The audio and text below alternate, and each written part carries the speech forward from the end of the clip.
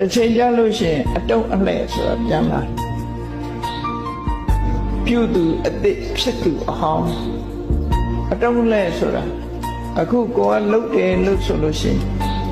ကိုကလှုပ်နေတာအသစ်ပဲအလှုပ်ခံရတဲ့အကောင်ကတစ်ချိန်တုန်းကကိုလှုပ်ခဲ့တာခံရတယ်လို့သူတို့ဆိုနောက်တစ်ချိန်ကြလို့ရှိရင်ကိုကအလှုပ်ခံရတဲ့ကိုကမျိုးရောက်သွားနိုင်